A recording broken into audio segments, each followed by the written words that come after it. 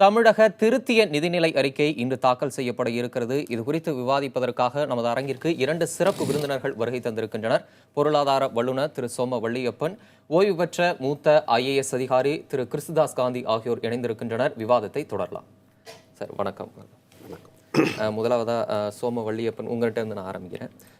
இன்றைக்கே தமிழக அரசோட திருத்திய நிதிநிலை அறிக்கை தாக்கல் செய்யப்படுது. பல்வேறு துறையினரும் பல கட்ட எதிர்பார்ப்புகள் முன்னிறுத்திருக்கிறாங்க. இந்த அரசுக்கும் பல சவால்கள் முன்னிருக்கு. இன்றைக்கு தாக்கல் செய்யப்படக்கூடிய இந்த திருத்திய நிதிநிலை அறிக்கையில இந்த புதிய அரசாங்கத்தின் முன் இருக்கக்கூடிய சவால்களா நீங்க எதை பார்க்குறீங்க?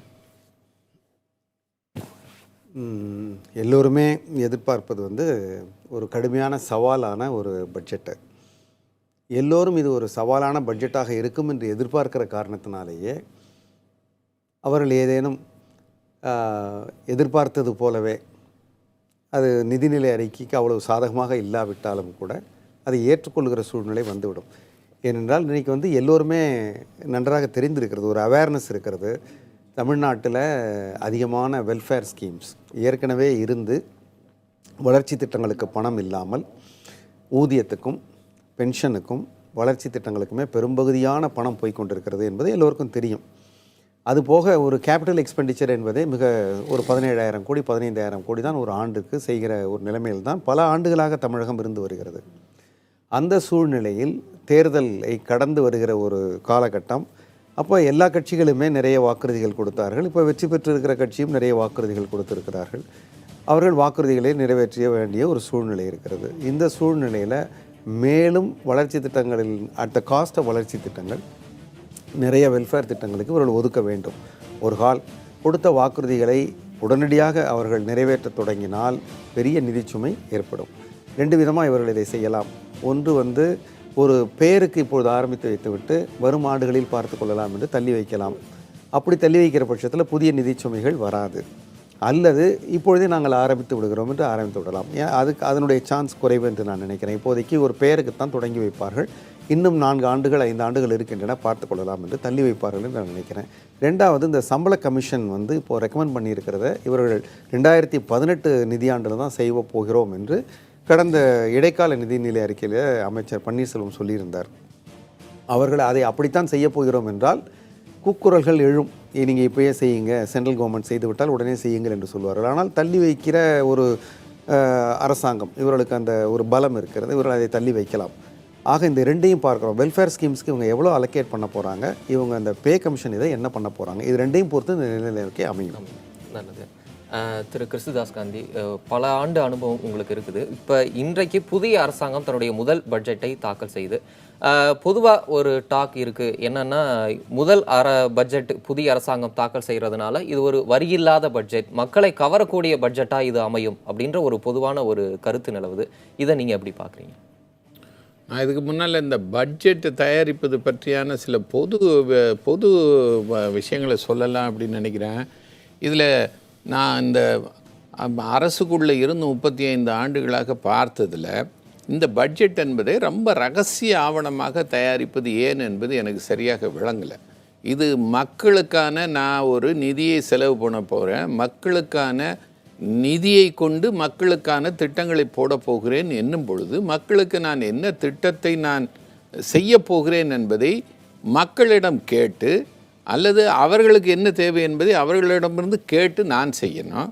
அல்லது நான் மக்களுக்காக ஏதாவது செய்ய போகிறேன் என்றால் அதை மக்களிடம் முன்னால் சொல்லி, இதை இப்படி செய்யலாம்னு இருக்கிறேன், என்ன சொல்கிறீங்க அப்படின்ற மாதிரியான ஒரு அந்த குடி அமர்வு என்பது நடக்க வேண்டும்.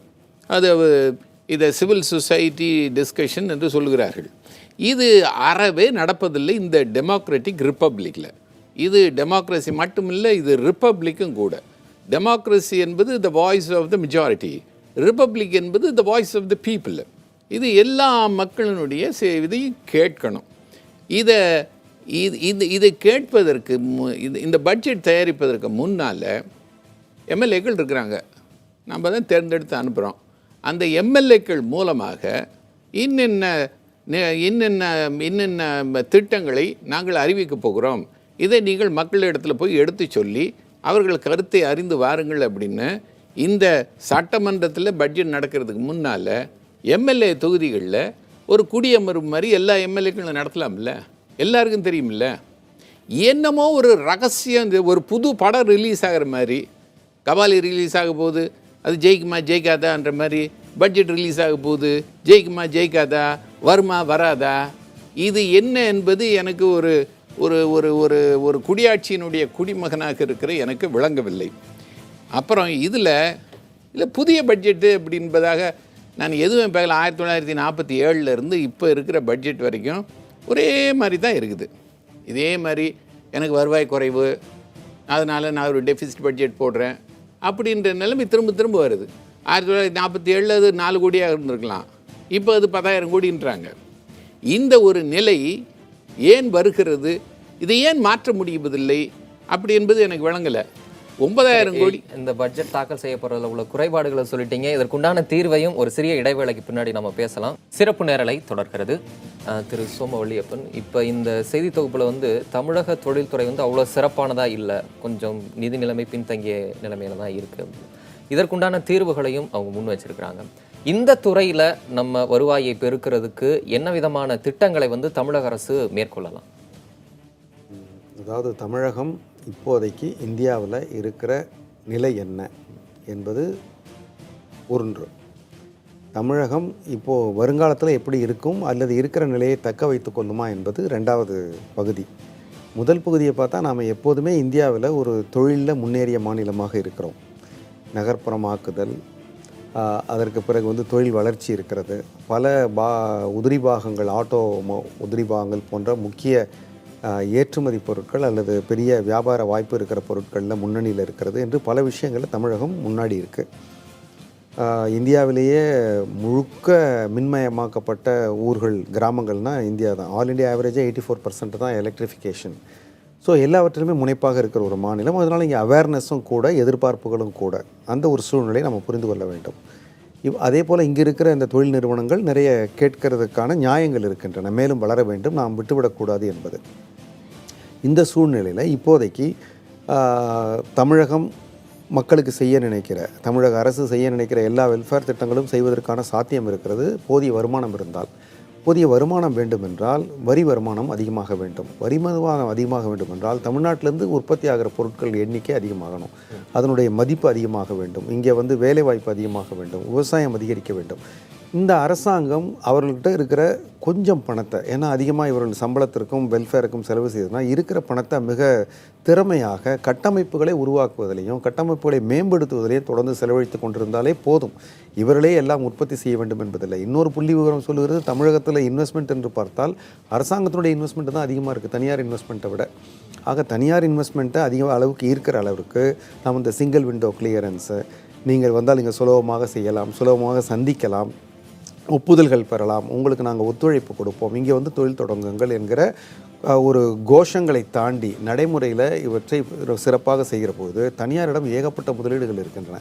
இங்கே தமிழகத்தில் இருக்கிற அற்புதமான மனித வளம், எதையும் சுலபமாக புரிந்து கொள்ளுகிற, படிக்கிற, சொன்னபடி கேட்கிற, சட்டங்களுக்கு கட்டுப்படுகிற ஒரு நல்ல மனித வளம் இருக்கிற ஒரு மாநிலம் இது. சீதோஷண நிலை, பூமியினுடைய நிலத்தினுடைய அமைப்புகள், இது எல்லா விதத்திலையுமே, கடற்கரை இருக்கிறது, விமானங்கள் இருக்கிறது, தரை போக்குவரத்து இருக்கிறது, எல்லாம் சூழ்நிலை இருக்கிறது. அரசு ஃபெசிலிட்டேட் செய்தால் போதும். இந்த ஃபெசிலிட்டேஷனுக்கு இவர்கள் இப்போது சொல்லியது போல் இன்ஃப்ராஸ்ட்ரக்சருக்கு, ரோட்ஸு, போர்ட்டு, பவர் அளவுக்கு இம்ப்ரூவ் ஆகியிருக்கிறோம். அதுபோல் பேண்ட்வித்து, இது போன்ற விஷயங்களில் அரசாங்கம் செலவழிப்பதற்கு முன்வர வேண்டும். ஸ்டேட்டு அவருடைய ரோலை பண்ணணும். திரு கிருஷ்ணதாஸ் காந்தி, பொதுவாகவே எந்த அரசாங்கமாக இருந்தாலும் தாக்கல் செய்யக்கூடிய அந்த நிதிநிலை அறிக்கை என்பது ஒரு பற்றாக்குறை நிதிநிலை அறிக்கையாகவே இருக்கிறது. பிப்ரவரி 16 தாக்கல் செய்யப்பட்ட இடைக்கால பட்ஜெட்லையும் ஏறக்குறைய 9,000 கோடி பற்றாக்குறையான ஒரு பட்ஜெட்டாக இருக்குது. இடைவேளைக்கு முன்பாக திரு சோமவள்ளியப்பன் ஒரு கருத்தை முன்வைத்தார். அதாவது பொதுவாக பட்ஜெட்டுகளுக்கு மானியம், சம்பளம், ஊதியம், இதுக்கு அதிக அளவுக்கு செலவு ஒதுக்கப்படுகிறது, நிதி ஒதுக்கப்படுகிறது. மற்ற கட்டுமானத்துறை, உற்பத்தி துறை, இது போன்ற துறைகளுக்கு ஒதுக்கீடு செய்வதில் ஒரு பின்தங்கிய நிலையே இருக்கு. உண்மையிலே இதுதான் காரணமா? எனக்கு அப்படியெல்லாம் ஒன்றும் தோணலை. முதல்ல அரசாங்கங்களுக்கு, குறிப்பாக தமிழ்நாடு போன்ற மாநிலத்திற்கு பற்றாக்குறை ஏற்படுவதற்கு சூழலே கிடையாது. அந்த அளவுக்கு நாட்டில் வரும்படி வருகிறது. இந்த நிதிநிலை அறிக்கைகளில் அரசுகள் நான் என்ன திட்டம் போட்டு செலவு செய்ய போகிறேன் என்ற விவரங்களைத்தான் கூடுதலாக அளிக்கிறார்களே ஒழிய என்ன வரும்படியை நான் எப்படி கூட்டப் போகிறேன் அப்படி என்ற அறிக்கைகள் வருவதே இல்லை. இதில் இப்போ பற்றாக்குறை 9,000 கோடி அப்படின்றாங்கன்னா, போன வருஷத்துக்கு இந்த வருஷம் கமர்ஷியல் டேக்ஸ் மட்டும் நீங்கள் எவ்வளோ கூடுதலாக வந்ததுன்னு பார்த்தீங்கன்னா 15,000 20,000 கோடிக்கு மேலே வந்திருக்குது. போன ஆண்டுக்கு இந்த ஆண்டு 20,000 கோடி எனக்கு கூடுதலாக வரும்படி வருது அப்படின்னா எனக்கு ஏன் திரும்பவும் 9,000 கோடி ரூபாய் எனக்கு பற்றாக்குறை வர வேண்டும்? ஆகவே இந்த நிதிநிலை அறிக்கைகளில் ஆளுங்கட்சிகளாக இருந்தாலும் சரி, எதிர்க்கட்சிகளாக இருந்தாலும் சரி, வருவாயை கூட்டுவதற்கு என்ன திட்டம் போடணும் என்ற விஷயங்களை பேசினாங்கன்னா கொஞ்சம் நல்லா இருக்கும். இதில் இந்த விஷயத்தை பேசுகிறதில்லை, எதிர்க்கட்சிகளையும் பேசுவதில்லை. நீங்கள் அப்படி போட்ட திட்டம் சரியில்லை, நீங்கள் இந்த திட்டம் போடலை அப்படி என்று தான் பேசுகிறார்கள் ஒழிய நாட்டினுடைய வருமானத்தை கூட்டுவதும் இந்த பட்ஜெட்டினுடைய ஒரு முக்கியமான ஒரு அம்சம் இது. இதை பற்றி யாருமே பேசுவதில்லை. இதில் தான் ஒரு அம்சமாக ஒன்று இந்த வரி போடுதல் என்பது வருகிறது. அசோச்சம்காரங்கள்லாம் எங்களுக்கு ரோடு போட்டு கொடுங்க அப்படின்னு அவங்க ஏன் கூவுறாங்கன்னு எனக்கு புரியல. தொழில் நிறுவனங்கள் வளர்ச்சி என்பது தனியாரினுடைய முதலீட்டில் வரக்கூடிய ஒரு முயற்சி என்று எல்லாருக்கும் தெரிகிறது. அதில் என்ன அரசாங்கம் என்ன செலவு செய்ய வேண்டியிருக்குது? அப்படியே இல்லை, எங்களுக்கு கட்டுமானம் இருந்தால் தான் நாங்கள் தொழிலை தொடங்குவோம் அப்படின்னா கட்டுமானத்திற்கும் அவர்களே செலவு செய்யலாமில்ல. 3% கார்ப்பரேட் சோஷியல் ரெஸ்பான்சிபிலிட்டி அப்படின்னு இருக்குது. அந்த 3%-ஐ நாங்கள் உங்களை அரசாங்கத்தை கொடுத்துட்றோம், நீங்கள் எங்களுக்கு ரோடு போட்டு கொடுங்க அப்படின்னு அவங்க கேட்கலாமில்ல. இதனால் இந்த தொழில் நிறுவனங்கள் தான் ஒரு பட்ஜெட்டு நல்ல பட்ஜெட்டா இல்லாட்டி அது சரியான பட்ஜெட் இல்லையா, வளர்ச்சியை நோக்கிய பட்ஜெட்டா இல்லையா அப்படின்னு ஒரு ட்விஸ்ட்டு கொடுக்குற மாதிரி எனக்கு தோணுது. அது இல்லை தொழிற்சாலையா இல்லை இவர் தொழிலாளியா அப்படின்ற ஒரு கான்ஃப்ளிக்டை கொண்டு வராங்க. ஆனாலும் அது அந்த ரோடு போடுவதற்கான பணமாக இருந்தாலும் சரி, அல்லது தாலிக்கு பொன் கொடுக்கக்கூடிய ஒரு விஷயமாக இருந்தாலும் சரி, இதே நாட்டிலிருந்து அந்த அளவுக்கு பணம் உருவாகுகிற பணம் அரசுக்கு வர வழிகளில் வருகிறதா அல்லது வேறு எங்கேயாவது திசை திரும்புகிறதா? இந்த ஒரு விஷயத்தை மட்டும்தான் இன்னும் கொஞ்சம் நம்ம நுணுக்கி கேட்டோம் அப்படின்னா இது சரியாக போயிடும். இந்த தமிழ்நாட்டை பொறுத்தளவில் ஐயா சொன்ன மாதிரியே இது நம்ம இந்தியாவிலே மகாராஷ்டிரத்துக்கு அடுத்து அதிகமாக வருமானத்தை கொண்டு வரும் மாநிலம்னு சொல்கிறாங்க. ஆனால் அதே சமயம் இந்தியாவிலேயே அதிகமாக இந்த பற்றாக்குறை பட்ஜெட் தயாரிக்கும் மாநிலம்னு இதை சொல்கிறாங்க. இது ஒரு கான்ட்ரடிக்ஷனாக இருக்குது. வருமானம் அதிகமாக வருது, அப்புறம் எப்படி எனக்கு அரசுக்கு பணம் வராமல் போயிடும்? ஆகவே இதில் இந்த இந்த இந்த இந்த நிதிநிலை அறிக்கை என்பதில் இது மார்ச் மாதம் மட்டும் என்னத்தையோ சொல்லி எதையோ அலசுகிற மாதிரி இல்லாமல், அதாவது ஒரு கம்பெனியினுடைய ஒரு காலாண்டு நிதிநிலை என்ன என்பதை அவர்கள் எல்லா நியூஸ் பேப்பர் மூலமாக வெளிப்படுத்தணும். இதை அரசுகள் செய்யலாமில்ல. சரிங்க, நம்ம தொடர்ந்து பேசலாம். ஒரு சிறிய இடைவேளை எடுத்துக்கலாம். ஒரு சிறிய இடைவேளைக்கு பிறகு சிறப்பு விவாதம் தொடரும்.